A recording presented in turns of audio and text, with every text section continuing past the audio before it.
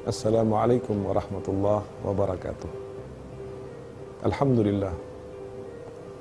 Wa sallallahu ala sayyidina Muhammadin wa ala alihi wa sahbihi ajma'in, amma ba'du. Saudara-saudaraku yang dirahmati oleh Allah, Allah subhanahu wa ta'ala berfirman di dalam Al-Quran, Ya ayyuhalladzina amanu kutiba alaikumusiyam kama kutiba alal ladzina min qablikum la'allakum tattaqun.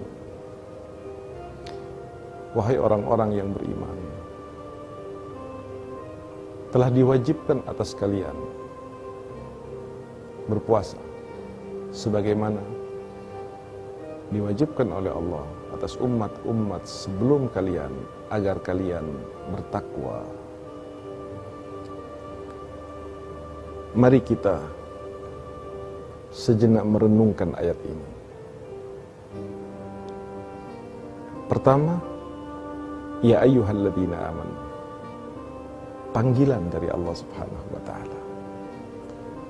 Kita sebagai seorang mukmin ketika akan menghadapi masalah puasa, ketika akan berpuasa di bulan suci Ramadan, pertama kali yang harus kita lihat adalah bahwa itu adalah panggilan dari Allah sebelum memerintahkan kita. Allah mengatakan, wahai orang-orang yang beriman. Adanya anggapan dari Allah subhanahu wa ta'ala bahwa kita adalah orang-orang yang beriman, ini adalah sebuah nikmat yang sangat besar, sebuah kemuliaan yang sangat tinggi. Dan tentunya kemuliaan-kemuliaan tersebut kemudian akan menjadi milik kita jika kita dalam konteks ini merealisasikan dengan puasa. Saum atau puasa di bulan suci Ramadan adalah merupakan sebuah rukun di dalam Islam, satu rukun di dalam Islam yang wajib bagi setiap orang muslim mampu baligh untuk melakukan ibadah ini. Tujuan Allah subhanahu wa ta'ala memerintahkan kita untuk melakukan puasa di bulan Ramadan untuk menjadikan kita orang yang bertakwa kepada Allah subhanahu wa ta'ala. Dengan segala definisi takwa yang pernah diucapkan oleh ulama, Allah subhanahu wa ta'ala juga mendefinisikan di dalam Al-Quran tentang takwa itu sendiri. Mari kita buka Al-Quran, lalu kita baca surat kedua daripada Al-Quran, awal surat Al-Baqarah. Allah berfirman, Alif Lam Mim, Dzalikal kitabu la raiba fihi hudal lil muttaqin.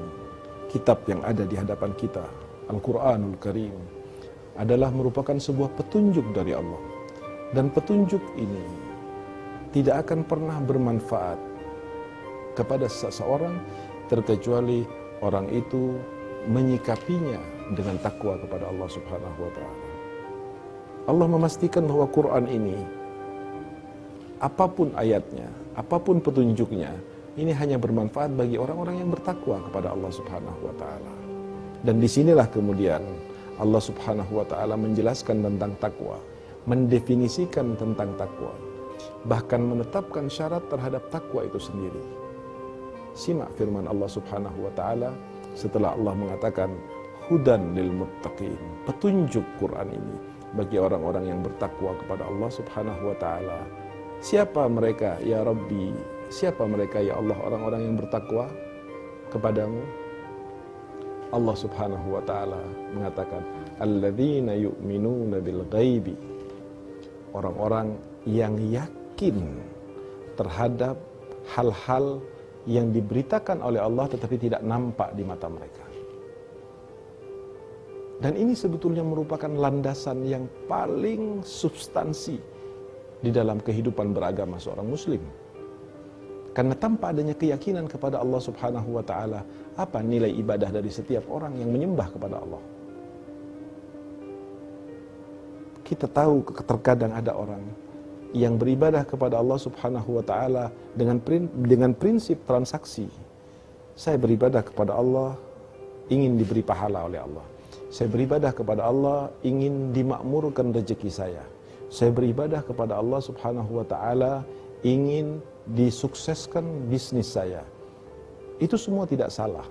Tetapi Allah Subhanahu wa taala ingin mengajarkan kepada kita bahwa ibadah kepada Allah Subhanahu wa taala adalah sebuah wujud daripada penghambaan kita tanpa harus meminta apapun kecuali keridhaan daripada Allah Subhanahu wa taala.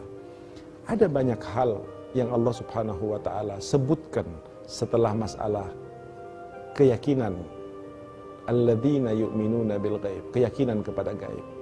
Tetapi Allah nomor satukan terhadap kriteria takwa ini adalah iman kepada gaib, karena setelah keimanan kita kepada Allah baik, maka ibadah yang akan kita kerjakan semuanya akan menjadi baik.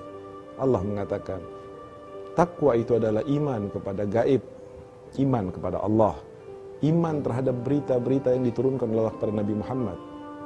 Wa yuqimunas shalah, lalu mengerjakan salat, itu adalah takwa. Wa mimma razaqnahum yunfiqun, dan mereka adalah orang yang menunaikan zakat, memberikan sedekah, atau dengan hartanya dia menunaikan ibadah haji, dan seterusnya. Al-Quran akan berbicara tentang kebaikan, baik itu yang wajib maupun yang sunnah. Namun Allah tetap memprioritaskan iman kepada Allah, yakin kepada Allah, berharap Allah adalah merupakan dasar daripada kebaikan seluruh ibadah yang ada di dalam Islam ini. Kalau seandainya ada orang yang melakukan ibadah kemudian ditolak oleh Allah, dan itu banyak, sebagaimana ketentuannya telah ditetapkan oleh Nabi SAW. Dalam masalah puasa Ramadan, Nabi mengatakan berapa banyak yang hanya dapat lapar. Dalam masalah salat, berapa banyak yang hanya mendapatkan sujud dan ruku saja. Dalam masalah amal soleh, berapa banyak yang bagaikan fata morgana dan tidak memiliki pahala. Kenapa? Karena mereka mengamalkan ibadah itu tanpa didasari keyakinan sebagai sebuah penghambaan dan harapan balasan, keridhaan serta rahmat dan surga Allah nanti di hari kiamat. Bulan Ramadan yang suci ini mudah-mudahan akan menjadikan kita semua sebagai orang-orang yang mampu mendasari seluruh ibadah kita di bulan suci Ramadan dengan keimanan kepada Allah Subhanahu wa taala. Wassalamualaikum warahmatullahi wabarakatuh.